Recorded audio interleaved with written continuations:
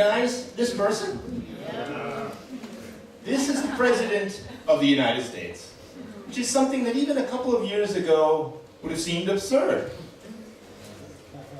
Actually, it's still absurd. It's shocking, but not really surprising, right? Because he's not alone. I mean, we've kind of seen this new brand of politics spreading around the globe. What I really want to say to you is that this isn't just a little bit embarrassing, it's actually a threat, an existential threat to civilization as we know it. So what is this thing? Well, you can call it authoritarian populism, the title works. It's kind of a mixture of nationalism, xenophobia, autocracy, some would even say a bit of fascism thrown in.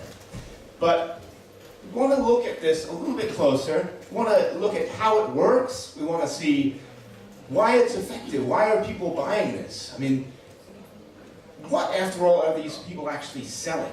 I'm going to look at three main areas, which is, first of all,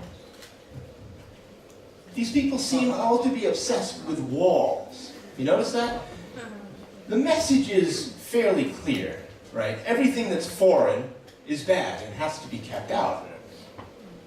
But it's a little more subtle if you look beneath the message, is that the whole world is against us, and we have to protect ourselves. The truth, what is the truth?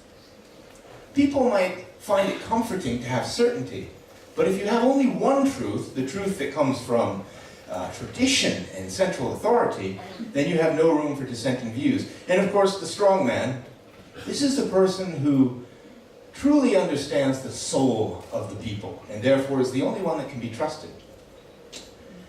So, in order to understand this better, we have to look at the human brain. This is your brain. And it's actually two brains, because the brain is a very complicated job, trying to negotiate our way through the landscape. The first brain we can call the fear brain. This is the brain that says no. Without this brain, it would be difficult for us to survive. But this is the brain that says stop. This is the brain that says stay out of the water, it's dangerous. Okay, useful in certain cases, but we also have another brain. This is what we can call the love brain. This is the brain that looks out for the good things in life. With this, we can enjoy pleasures, we can enjoy good music, even love. So there are two brains, but in fact there's another two brains.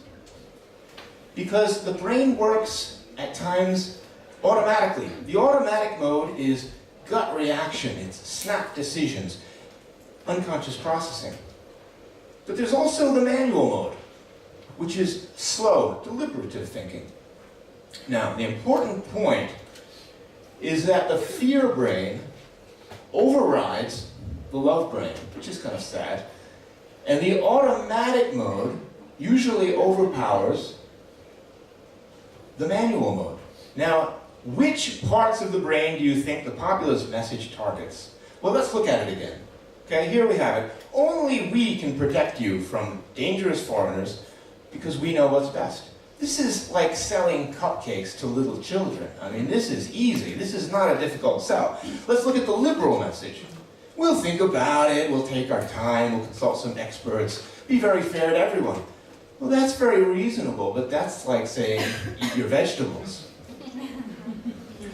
So we can see how easy it is to manipulate with this kind of messaging. One more thing about human nature, which is, it's always a challenge to get people to put the common good ahead of their own selfish interest, right? I mean, there's a constant tension between what I want and what's good for the group, or what's good for the others. Now, what nationalism does is it solves the problem of me against us by creating another problem, which is us against them. So solidarity within the group depends on hostility to outsiders.